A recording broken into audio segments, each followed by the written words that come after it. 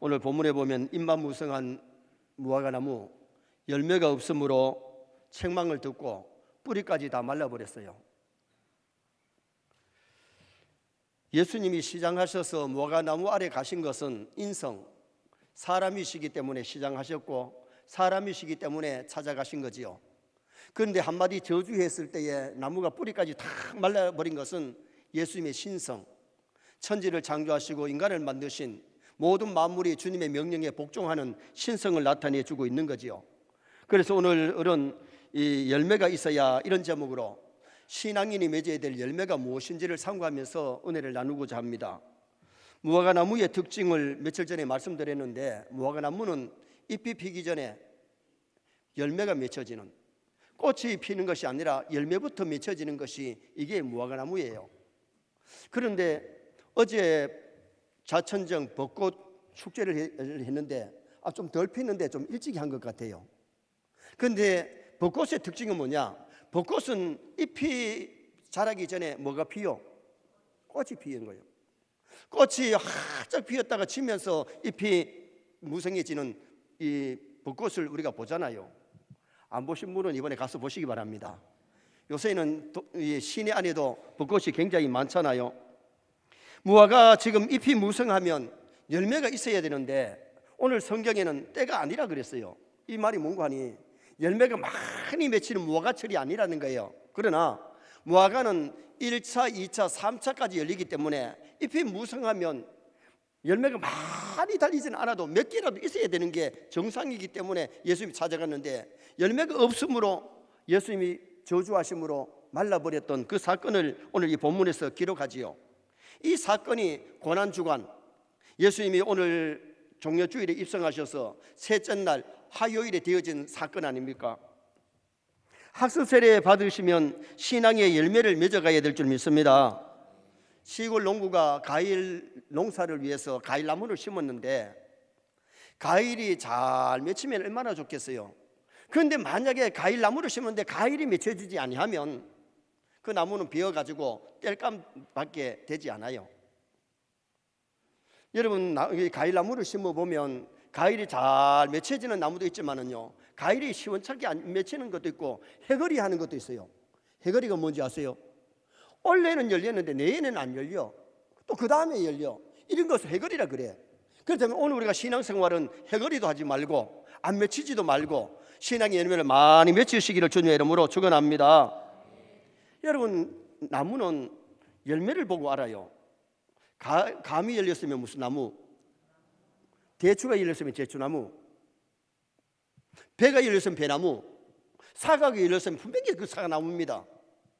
열매를 보고 나무를 안다면 오늘 우리가 열매를 보고 신앙을 알아볼 수 있을 만큼 신앙의 열매가 있어야 되는데, 교회를 오랫동안 다니는데 신앙의 열매가 없으면 입만 무성한 오늘 본문에 나오는 무화과 나무가 되고 만다는 거예요. 정말 나는 신앙의 열매를 맺어가고 있는지 내 자신을 잘 검토해 보는 것도 굉장히 중요하잖아요. 마태복음 7장 19절 말씀 한번 보시겠습니다. 아름다운 열매를 맺지 아니하는 나무마다 찍혀 불에 던져지느니라. 신앙이 아름다운 열매를 맺지 아니하면 그 나무는 어떻게 되느냐? 그 사람은 어떻게 되느냐? 결국은 지옥불에 던져지고 만다는 것을 말씀하지요. 신앙의 열매가 전혀 없으면 하늘나라 천국에 못 들어가고 가기 싫은 지옥에 떨어진다는 것을 성경은 말씀해 주고 있잖아요. 마태복음 7장 21절 말씀도 한번 보시겠습니다. 나더러 주여 주여 하는 자마다 다 천국에 들어갈 것이 아니요 다만 하늘에 계신 내 아버지의 뜻대로 행하는 자라야 들어가리라. 아버지의 뜻대로 행한다는 것은 신앙의 열매를 맺었다는 거예요. 주여 주여만 하면 되는 것이 아니고 교회만 왔다 갔다 하면 되는 것이 아니라 정말 우리가 교회에 와서 은혜 받고 거듭나고 신앙의 열매를 맺고 하나님을 기쁘시게 되는 열매를 맺어가야 될 줄 믿습니다. 그럼 성도들이 맺어야 될 신앙의 열매가 뭐냐? 첫째는 회개에 합당한 열매를 꼭 맺어야 돼요. 회개에 합당한 열매. 자, 마태복음 3장 8절 말씀 한번 보시겠습니다. 그러므로 회개에 합당한 열매를 맺고, 회개에 합당한 열매를 분명히 맺어야 된다. 세례 요한에게 많은 유대인들이, 바리새인들이, 서기관들이 세례받으러 옵니다. 그때에 그들은 우리는 아브라함의 자손이기 때문에 천당 간다 생각을 했어요. 행위에 열매가 없어요. 그때 예수님이 뭐라 그래요? 독사의 자식들아. 회개에 합당한 열매를 맺지 못하면 너희들도 아브라함의 자손이라 그러지만 너희들이 천국에 들어가지 못하고 불못에 던져질 것을 예수님이 여지없이 말씀을 하신 거지요. 물세례의 뜻이 뭐냐면 죄를 씻는다, 물에 잠근다. 여러분, 우리가 옛사람을 물에 잠그고 죄를 씻어버리고 그 다음에는 완전해진다, 하나님의 사람으로 완전해지는, 성화가 되어지고 그리고 열매를 맺는 그런 단계가 바로 이 물세례라는 거예요. 김육두 깡패가 예수 믿고 부고장을 보내는데, 김육두 사망 해가지고 부고를 보내는데, 부고장을 받은 사람이 조문하러 와 보니까 말똥말똥 앉아가지고 살아있거든. 이 사람아, 살아있는데 왜 사망이라 그랬냐? 옛사람 깡패 김육두는 죽었네. 옛사람 김육두는 죽었고 이제 새사람 김육두가 살아있네. 그리고는 그때부터는 술 담배 안 하고 깡패 노릇 안 하고, 그리고는 신학 공부해서 목사가 되어서 가는 곳마다 부흥회를 하면서 많은 사람들에게 은혜를 끼치고 기도했을 때 막 기적이 일어나는데 병든 자가 막 낫는. 그래서 그때에 이 조선일보 신문에다가 김육두 목사님의 기적을 갖다다가 신문에 낼 만큼 그렇게 기적이 많이 일어났다는 거예요. 우리가 교회를 다니면서 우리가 옛사람이 온전히 죽어졌느냐, 그리고 참된 회개가 있었느냐? 여러분, 구원의 단계에 보면은 하나님이 택하면서 소명 교회로 부르시고 중생, 회개, 신앙, 칭리, 양자잖아요. 여러분, 한 번도 회개 체험이 없었다면 거듭났다고 말할 수 없어요. 여러분, 교회에 불러서 하나님이 어느 날 성령이 역사하시면은 거듭나는 순간에 회개도 일어날 줄 믿습니다. 미국의 34대 대통령을 지낸 아이젠하워, 세상을 떠나기 직전에 윌터 리드 육군병원에 입원을 했습니다. 빌리 그레함 목사님이 오셔가지고 30분 면회 허락을 받고 면회를 하는데, 면회를 하고 나서 30분 시간이 됐으니까 나오려고 하니까 그 아이젠하워 대통령이 목사님 조금만 더 있다 가세요. 붙들라는 거예요. 그래서 무슨 할 말이 있습니까? 물었더니 목사님, 내가 하나님 만나러 가야 되는데 하나님 만날 자신이 없습니다. 다시 말하면 구원의 확신이 없다는 거예요. 그때 목사님이 포켓에 조그마한 성경책을 내어 들고 말씀하시기를,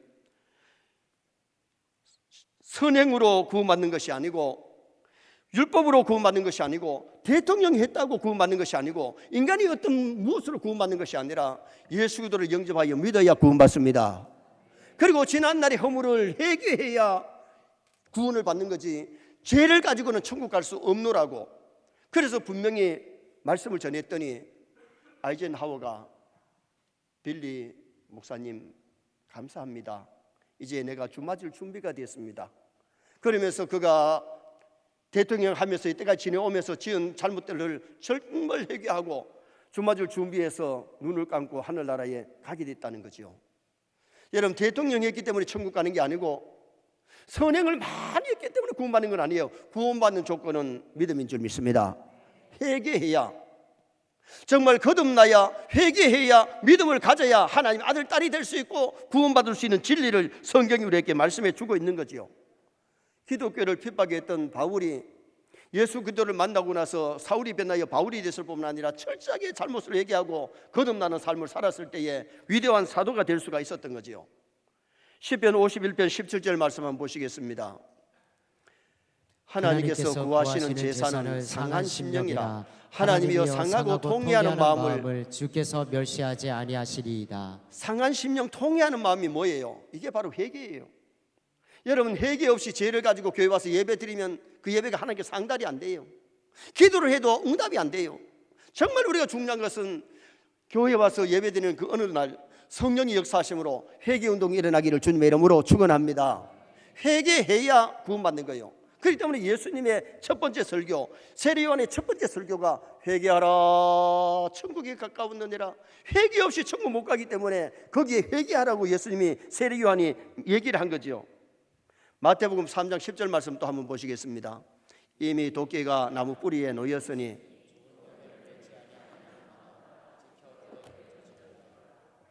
회개는 좋은 열매인 줄 믿습니다. 회개 없이 성령의 열매가 안 맺혀져요. 회개로부터 뭐가 출발이 되느냐? 성령의 열매가 싹이 나고 열매 맺는 그런 놀라운 역사들이 일어나기 때문에 베드로와 가룟 유다가 같이 죄를 저지르는데 베드로는 천국 가고 가룟 유다는 천국 못 간 이유가 뭐예요? 같은 죄를 저지르는데 가룟 유다는 뉘우치기는 했지만 회개가 안 돼.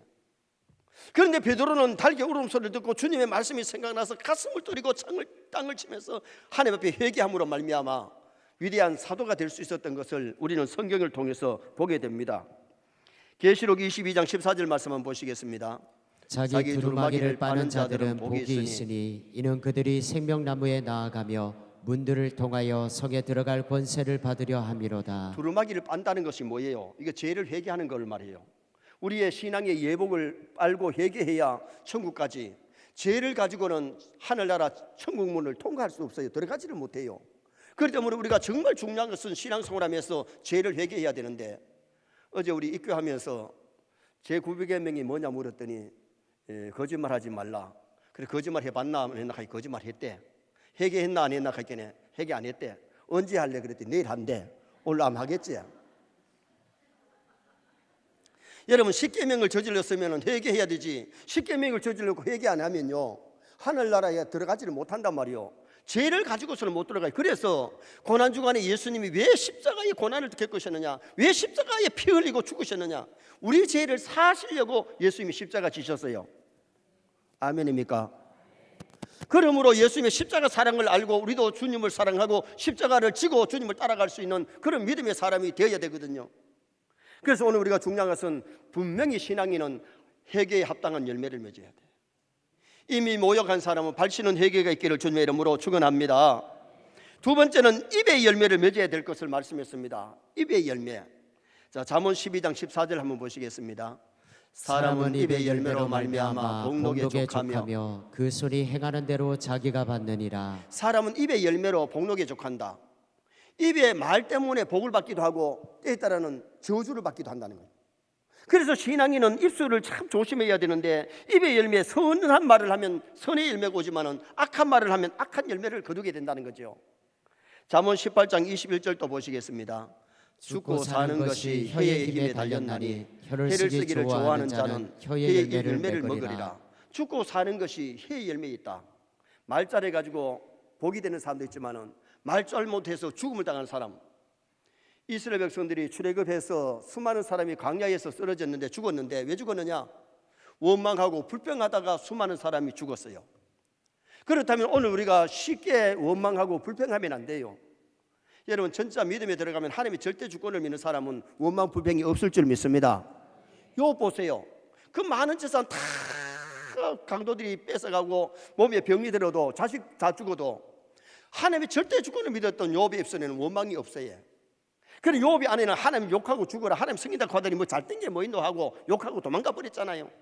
여러분, 오늘 우리가 신앙생활 하면서 원망하고 불평하고 욕하고 저주하고 남 이간하고 안 좋은 말 하지 말고 선한 말 많이 하시기를 주님의 이름으로 축원합니다. 야고보서 3장 6절 또 한번 보시겠습니다. 혀는 곧 불이요 불의의 세계라. 혀는 우리 지체 중에서 온몸을 더럽히고 삶의 수레바퀴를 불사르나니 그 사르는 것이 지옥불에서 나느니라. 이 혀는 불의 세계라 그랬어요. 어제도 뉴스에 보니까 아파트에 불이 나가지고 사람이 다 죽기도 하고 재산 피해가 있더구만요. 여러분, 불을 잘 쓰면 사람에게 유익하지만 불을 잘못 사용하면 많은 재산을 잃고 사람이 죽기도 한다는 거예요. 말도 마찬가지예요. 말이 불과 같다는 거예요. 잘 쓰면 좋지만 잘못 썼을 때는 자기의 명예를 실추시키고 남에게 상처를 주고 덕을 끼치지 못하는 그런 일들이 일어난다는 것을 말씀해 주고 있잖아요. 이스라엘 아름다운 열매가 뭐겠어요? 찬송하고 기도하고 전도하고 좋은 말하고 선한 말 하면 이게 아름다운 열매가 아닐까요?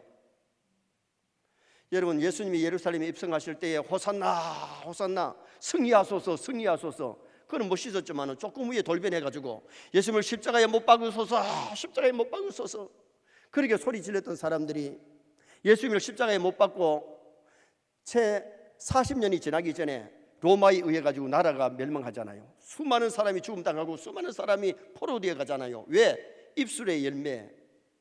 십자가에 예수님을 못 박으라고 하는 그 소리 지르던 사람들의 그 열매를 따먹게 된 것을 우리는 볼 수 있잖아요. 절대로 우리는 거짓말하고 이간하고 욕하고 남을 흉보고 더러운 말을 입 뺏겨내면 안 돼요. 에베소 4장 29절 말씀 또 한번 보시겠습니다. 무릇 더러운 말은 너희 입 밖에도 내지 말고 오직 덕을 세우는데 소용되는 대로 선한 말을 하여 듣는 자들에게 은혜를 끼치게 하라. 더러운 말을 입 밖에도 내지 마라. 이만큼 올라가고 싶어도 더러운 말은 갖다가 못을 박아버려야 돼. 나오지 말아야 된다. 선한 말 하여 듣는 자들에게 은혜를 끼치게 하라. 선한 말 하면 듣는 사람도 은혜 되고 하는 사람도 은혜가 되지만은 더러운 말 하면 더러운 말 하는 사람도 은혜가 떨어지고 듣는 사람도 은혜가 떨어진다는 것을 말씀하고 있는 거지요. 말은 세 가지 성질이 있는데 첫째는 전파하는 성질이 있대요. 말은 전염성이 있어가지고 이 말 없는 말이 천리를 가요. 천리를. 그래서 말 한마디 했을 때 그 말이 전파가 된다는 거죠. 요새는 전파가 얼마나 잘 됩니까?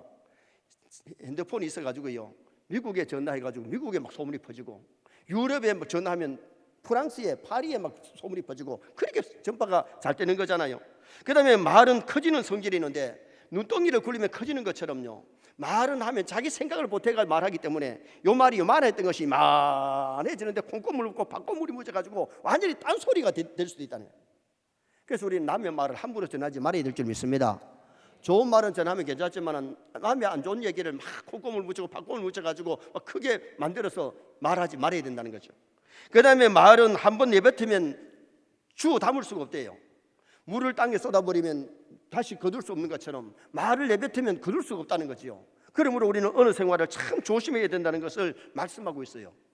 마태복음 5장 11절 말씀, 거기 보면 뭐라고 말씀하죠? 다 같이 읽겠습니다. 입으로 들어가는 것이 사람을 더럽게 하는 것이 아니라 입에서 나오는 그것이 사람을 더럽게 하는 것이니라.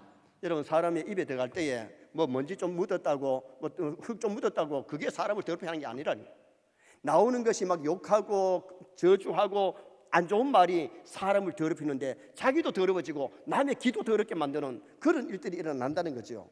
그래서 우리 신앙인은 입의 열매를 맺어야 되는데 더러운 말 입 밖에도 내지 말고 선한 말, 은혜로운 말, 덕스러운 말, 사랑의 말, 좋은 말 많이 하시기를 주님의 이름으로 축원합니다. 마지막 세 번째로 행위의 열매를 맺어야 될 것을 말씀합니다. 이사야 3장 10절 말씀 한번 보시겠습니다. 너희는 의인에게 복이 있으리라 말하라. 그들은 그들의 행위의 열매를 먹을 것이며. 그들은 행위의 열매를 먹는다. 내가 한 행위에 따라서 열매를 좋게 먹기도 하고 나쁘게 먹기도 할 수 있다는 거죠. 단체나 개인이나 죄를 지으면 죄의 보응을 받게 되고 의를 행하면 상이 주어지는 거예요. 신학적인 용어 한번 따라하게 쓰겠습니다. 이신득이, 이신득구, 이신득구, 의행득상. 의행득상. 이 말이 뭐냐면 의를 행하면 상을 받는데, 다시 말하면 이신득이, 예수를 믿음을 가지면 믿으면 구원을, 의신듣고 구원을 얻고, 이신듣고 구원을 얻고, 이신득이 예수를 믿으면 의롭다함을 받는다는 거예요. 죄인이 예수 믿으면 의인이 되고 예수를 믿을 때 구원을 얻게 되고 의를 행하면 상을 받을 줄 믿습니다. 이 신학적인 용어가 로마서에서 나와요. 그렇기 때문에 오늘 우리가 정말 의를 행함으로 상을 받아야 되는데, 아담 하와 보세요. 선악과 먹으면 반드시 정령 죽는다 그랬는데 선악과 딱 먹으니까 죽음이 오잖아요. 하나님 교제가 그 당시에 영적으로 죽음이 왔고 에덴 동산에 쫓겨나고 여자에게 해산의 수고가 되어지고 남자는 고생하며 살다가 늙어서 죽어야 되는 그런 비극이 어디서 왔느냐? 행위의 열매. 선악과 먹고 죄를 지음으로 그 결과를 초래했어요. 그러나 성경에 보면 믿음으로 살고 말씀대로 살았던 사람은 형통한 자가 된 줄 믿습니다. 요셉이나 히스기야나 다니엘이나 그들은 형통하였더라고 말씀하는 것은 행위가 아름다웠기 때문이에요. 오늘 본문의 무화과나무, 예수님이 입성하셔서 화요일 날 열매를 받았지만 열매가 전혀 없을 때에 한마디 저주하심으로 무화과나무가 말라버리는데 죽은 거잖아요. 우리도 신앙에 열매 없으면 책망 듣고 열매 없으면 부끄럼 당해요. 신앙이 아름다운 열매를 맺어가야 돼요. 교회 와서 말씀 듣고 나가서 말씀대로 실천하면 열매 맺을 줄 믿습니다. 19세기 덴마크 철학자 키엘 켈콜이 들려주는 오리 마을 얘기가 있습니다. 어느 주일날 윗동네 오리들이 아랫마을 교회당으로 뒤뚱뒤뚱거리면서 내려와서 예배에 참석했어요. 예배당에 들어와서는 긴 의자에 앉았습니다. 시간이 되어서 찬양대, 오리 찬양대들이 뒤뚱뒤뚱하며 와가지고 자리에 앉고 나와서 찬양을 하고, 오리 목사가 오리 성경책을 읽고 설교를 하는데, 오리 여러분은 너무 비하하지 마시기 바랍니다. 하나님 우리에게 날개를 주셨습니다. 그 날개로 우리는 독수리처럼 날 수가 있습니다. 어떤 장벽도 우리를 막지 못합니다. 그 하나님이 주신 날개로 활개를 치시기 바랍니다. 아멘. 그런데 예배를 마치고 밖에 나가가지고 한 오리도, 야, 오늘 우리 날 수 있다고 하나님 날개 주셨으니 한번 날아보자 해가지고 그래 날다가 떨어지더라도 좀 날아봐야 되는데, 그 많은 오리 중에 한두 마리도 그러질 않더라는 거예요. 이게 무슨 말씀인지 아세요? 오늘날 교회 와가지고 말씀을 듣고 아멘 하고 나갔지만은, 나가서 그 말씀대로 살려고 생각도 하고 기도도 했지만은, 밖에 나가면 오리 마을 사람들하고 똑같아. 오리 지수하고 똑같아. 여러분, 날아라고 말씀 들었으면, 아멘 했으면 좀 나와가지고 좀 날아봐야 안 되겠어요? 아니, 땅에서부터 처음에 잘 못 날 것 같으면 이 측에서 뛰내리더라도 한번 해봐야 될 거 아니에요? 오늘날 많은 교인들이 교회에 와가지고 말씀을 듣고 밖에 나가면 다 잊어버리고 아멘하고 순종하겠다 그러고 그 말씀을 잊었고 기도를 했는데, 나가서 그 말씀들을 실천하느냐 이거예요. 지난주에 개미의 지혜를 얻어라. 개미의 지혜처럼 정말 우리가 근면하고 저축할 줄 알고 정말 우리가 충성해야 되는데, 그 말씀 듣고 내가 한 주간 동안이라 제대로 하느냐 이거예요. 솔직하게 여러분은 말씀을 듣는 자입니까? 실천하는 자입니까? 알쏭달쏭해요. 어떻게 보면 듣는 것으로 만족하는, 듣는 것으로 끝나는 사람이 더 많을 수 있어요. 정말 하나님의 말씀을 듣고 그 말씀 부여잡고 기도하고 그 말씀대로 실천에 옮기면 열매가 맺힐 줄 믿습니다. 믿음이 있으면 있는 만큼 열매가 맺혀야 되는데, 열매가 없기 때문에 이것이 굉장히 문제라는 거지요. 오늘날 많은 사람이 믿음 연조, 나는 몇 년 예수 믿었다, 몇 년 교회 다녔다, 모태신앙이다 직분 자랑하지만은 열매가 있느냐 이거요. 오늘 여기 무화과나무 잎은 무성합니다. 그런데 열매가 없어. 열매를 하나님 앞에 내놔야 되는데 열매가 없으니 이게 문제잖아요. 야고보서 2장 17절 말씀 한번 읽어보시겠습니다. 이와 같이 행함이 없는 믿음은 그 자체가 죽은 것이라. 죽은 믿음 가지고는 기적이 안 일어나요. 죽은 믿음 가지고 하나님을 기쁘게 못해요. 내 믿음이 살아있다면 열매를 반드시 맺어야 될 줄 믿습니다. 우리가 하나님이 심판하실 때 뭘 가지고 심판했냐? 믿음으로 구원 받지만은, 오늘 우리가 정말 믿음이 커가지고 행함이 있어야 상을 받는데 겨우 부끄러운 구원 받는 것으로 만족하지 말자 이거예요. 눈을 만드신 하나님이 보지 못하십니까? 귀를 만드신 하나님이 듣지를 못합니까? 우리의 말하는 거 다 들으시고 우리 행위를 다 보고 계시는 하나님이 심판하실 때에 부끄럽지 않는 신앙인이 되어야 될 거 아닙니까? 아멘이십니까? 전도서 12장 한번 보시겠습니다. 전도서 12장 14절. 하나님은 모든 행위와 모든 은밀한 일을 선악간에 심판하시리라. 하나님은 뭘 가지고 심판하시느냐? 우리가 말한 것, 우리가 행동한 것, 그것 가지고 하나님이 심판하세요. 그때 상 받는 사람도 있고 상 받지 못하고 부끄러움을 당할 사람도 없지 않아 있다는 겁니다. 무엇으로 심판하시느냐? 모든 행위, 모든 은밀한, 사람들이 몰라가지고 있는 것도 우리 하나님은 아시기 때문에 심판하시기 때문에 아무도 안 봐도 우리는 말씀대로 살아야 됩니다. 믿음으로 살면 주님이 칭찬하시고 상 주십니다. 행위가 없는 믿음 주님이 칭찬하지 않아요. 책망하세요. 결론을 짓습니다. 오늘은 신앙인이 맺어야 될 열매가 있어야 되는데, 무슨 열매가 있어야 되느냐? 회개 열매 있어야 됩니다. 입술에 열매가 있어야 됩니다. 좋은 열매 맺으십시다. 입술에 나쁜 열매 맺지 말고 좋은 열매를 맺어야 되고, 행위에 아름다운 열매를 맺어서 주님 앞에 서는 그날에 칭찬 상급받는 나와 여러분 다 되시기를 주님의 이름으로 축원합니다.